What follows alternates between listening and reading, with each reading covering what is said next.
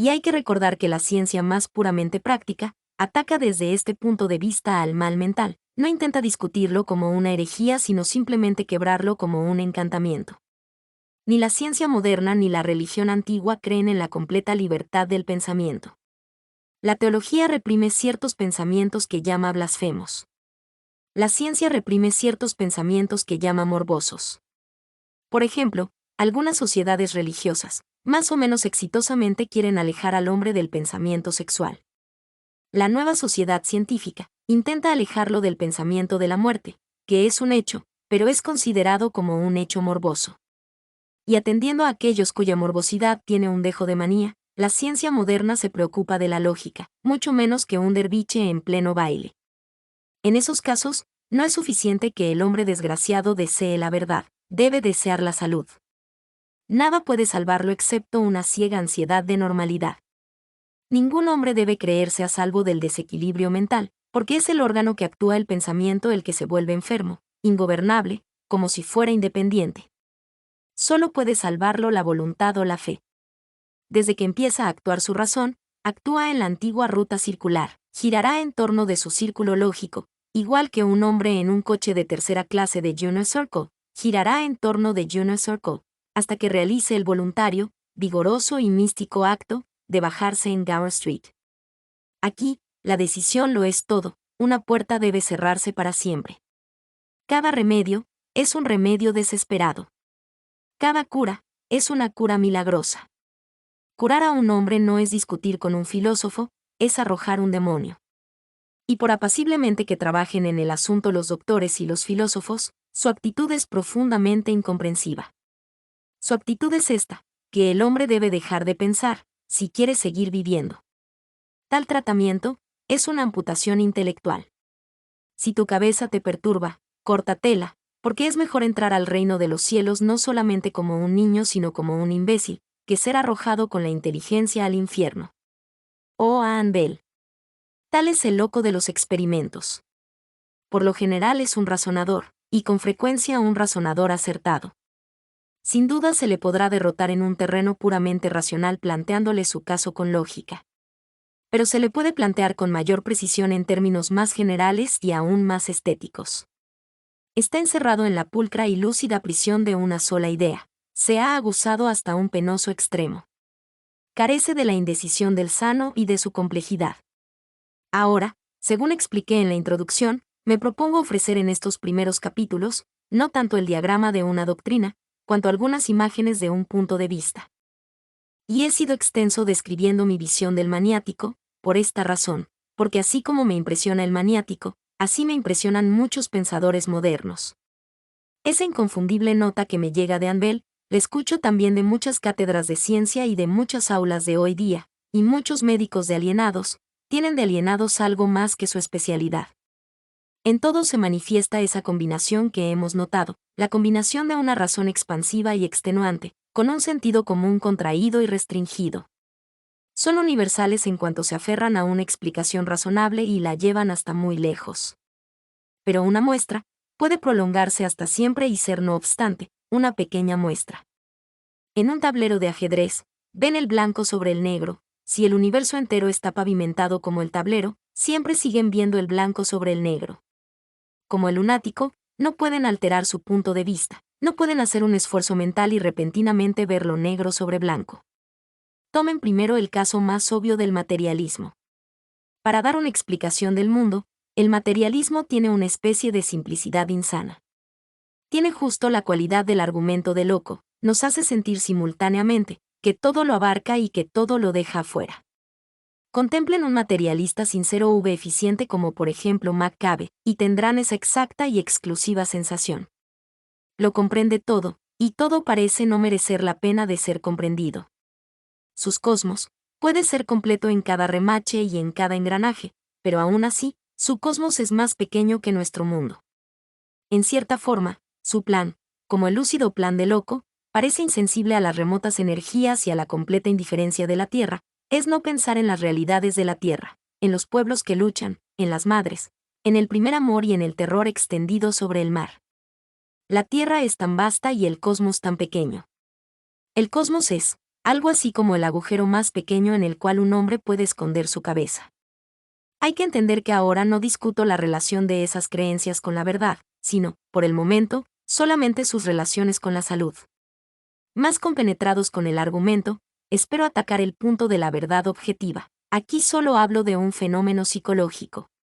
Por ahora, no intento probarle a Haeckel que el materialismo es falso, como no intenté probarle al hombre que se creía Cristo, que elaboraba sobre una creencia errónea. Aquí, destaco exclusivamente el hecho de que ambos casos son en un mismo sentido completos, y en un mismo sentido incompletos.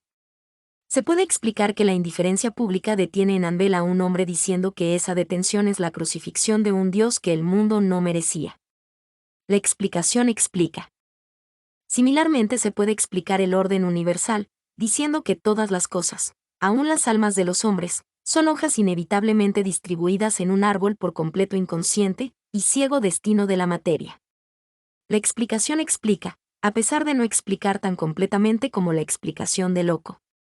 Pero aquí el asunto es que la mente humana normal no solo objeta a ambas explicaciones, sino que tiene para las dos la misma objeción. Su testimonio aproximado es este, que si el hombre de Anbel es el verdadero Dios, no tiene aspecto de serlo.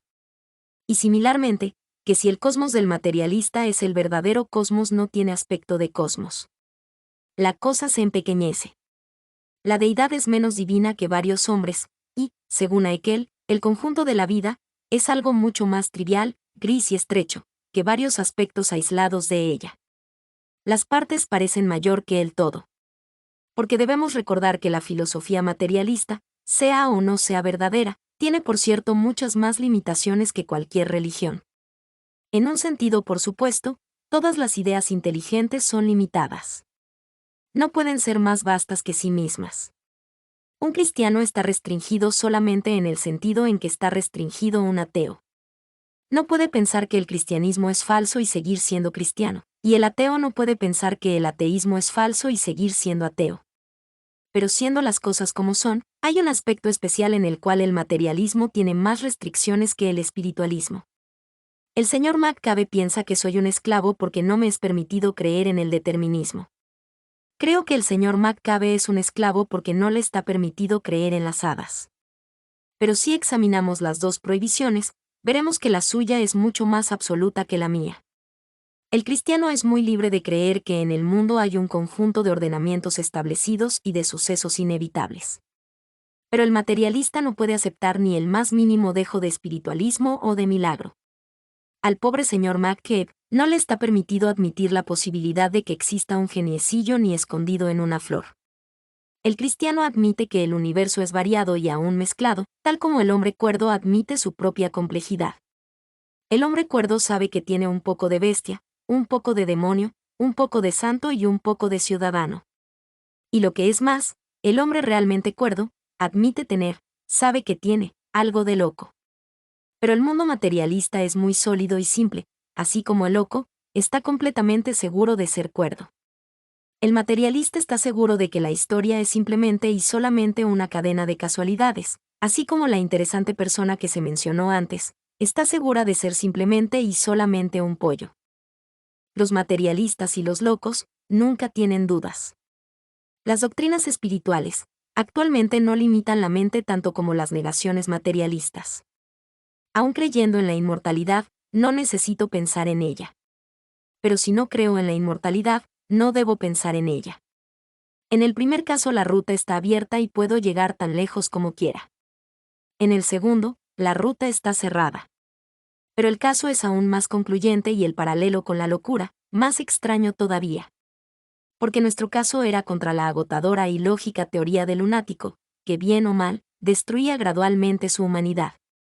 Ahora el cargo es contra las principales deducciones del materialista, que bien o mal, gradualmente destruyen su humanidad. No me refiero solo a la bondad, me refiero a la esperanza, al valor, a la poesía, a la iniciativa y a todo lo que es humano. Siendo el materialismo lo que conduce al hombre hacia el fatalismo completo, como generalmente ocurre, es inútil pretender que se trate en ningún sentido de una fuerza libertadora. Es absurdo decir que avanza especialmente la liberación, cuando el libre pensamiento solo se usa para destruir la voluntad libre. Los deterministas atan, no desatan. A su ley, bien pueden llamarla cadena de causalidad. Es la peor cadena que puede aprisionar al ser humano.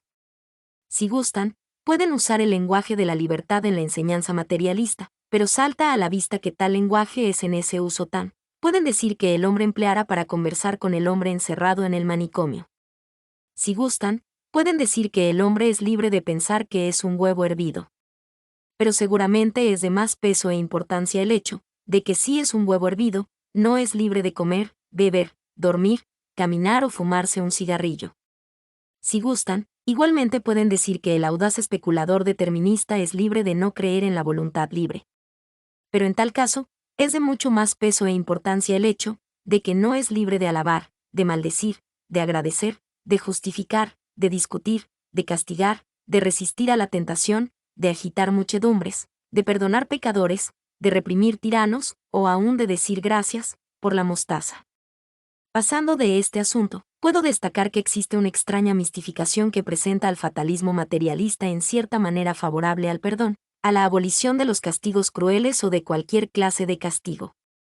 Esto es sorprendentemente opuesto a la verdad. Es muy admisible que la doctrina necesitarista no hace diferencias, que deja azotando al que azota y al buen amigo exhortando como antes. Pero evidentemente que si algo detuviera, detendría la exhortación. Que los pecados sean inevitables, no es un hecho que impide el castigo, si algo impide es la persuasión. Es tan probable que el determinismo conduzca a la crueldad como a la cobardía. El determinismo no es incompatible con el hecho de tratar cruelmente a los criminales. Con lo que tal vez es incompatible es con darles tratamiento benigno, con apelar a sus mejores sentimientos, con alentarlos en su lucha moral. El determinismo no cree en la eficacia de apelar a la voluntad, pero cree en la eficacia de cambiar el medio ambiente. No dirá al pecador, ve, y no peques más, porque el pecador no puede rehuir la ofensa.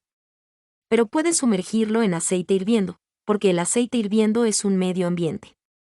De ahí que el materialista, considerado como una silueta, tenga los contornos fantásticos de la silueta del loco. Ambos asumen una actitud, al mismo tiempo inapelable e intolerable.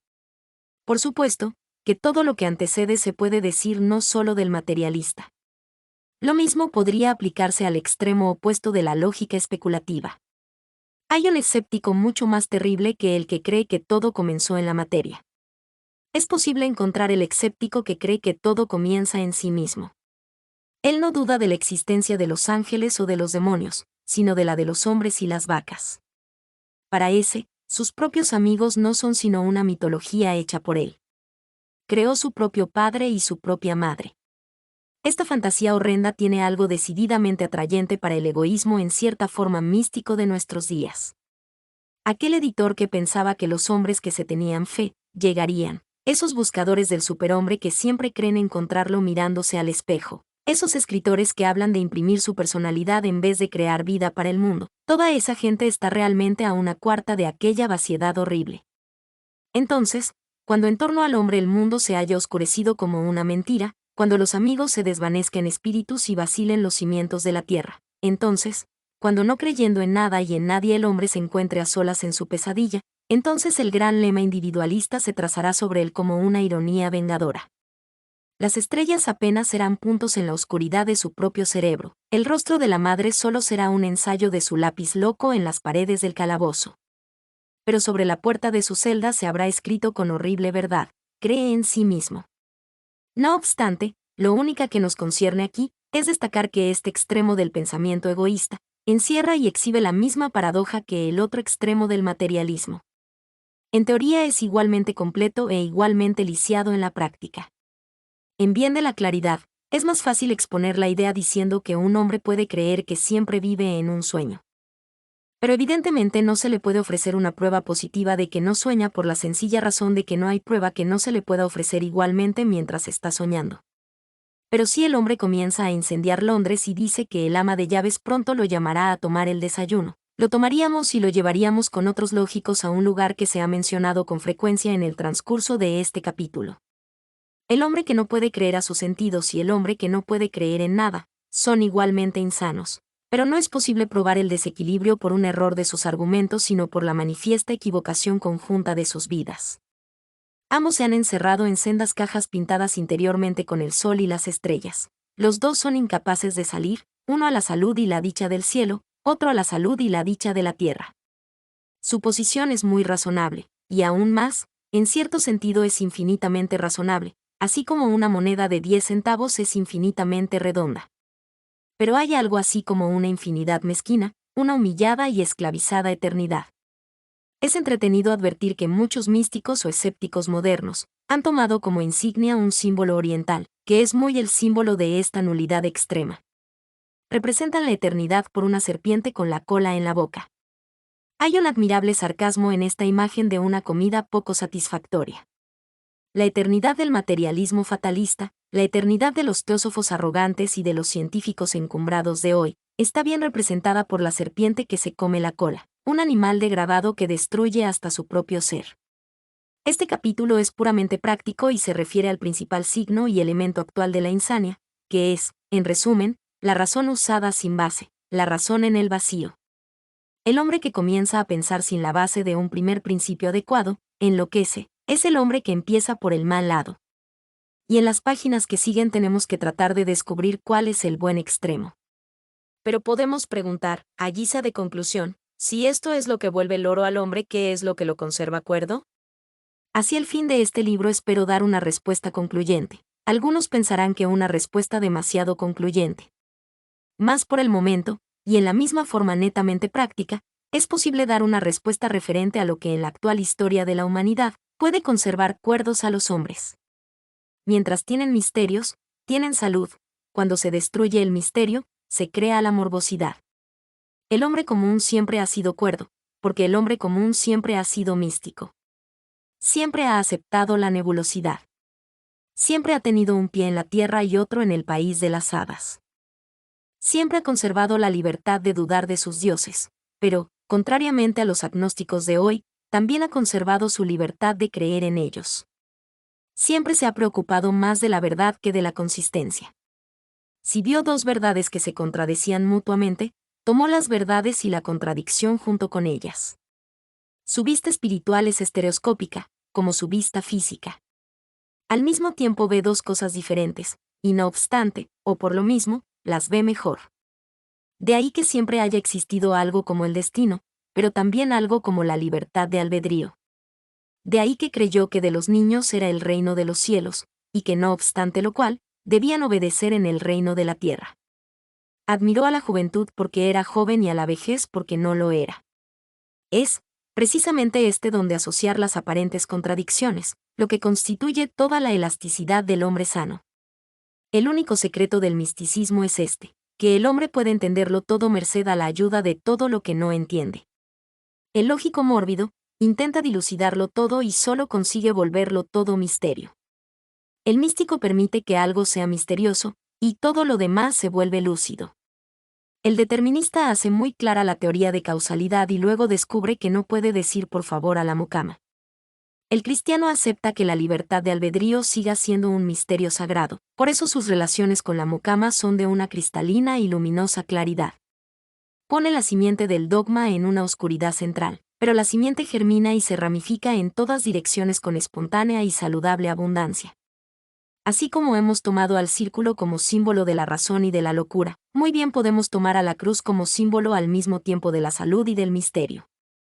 El budismo es centrípeto pero el cristianismo centrífugo, se vuelca hacia afuera. Porque el círculo es perfecto e infinito en su naturaleza, pero se halla siempre limitado a su tamaño, nunca puede ser mayor ni más pequeño. Pero la cruz, pese a tener en su centro una fusión y una contradicción, puede prolongar hasta siempre sus cuatro brazos, sin alterar su estructura. Puede agrandarse sin cambiar nunca, porque en su centro yace una paradoja. El círculo vuelve sobre sí mismo y está cernido. La cruz abre sus brazos a los cuatro vientos, es el indicador de los viajeros libres. Hablando de este profundo tema, los símbolos escuetos son de un valor confuso, y otro símbolo tomado de la naturaleza expresará con claridad suficiente lo que es el misticismo para la raza humana. La única cosa creada que no podemos ver, es la única cosa a cuya luz podemos verlo todo. Como el sol en su ocaso, el misticismo explica todo lo demás con los rayos de su invisibilidad victoriosa. El intelectualismo desinteresado es, en el exacto sentido del dicho popular, puro brillo de luna, porque es luz sin calor y luz reflejada de un mundo muerto.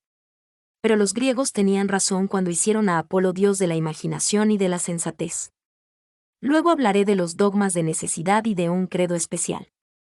Pero ese trascendentalismo según el cual viven los hombres, originariamente tiene mucho de la posición del sol en el cielo. Tenemos conciencia de él, como de una especie.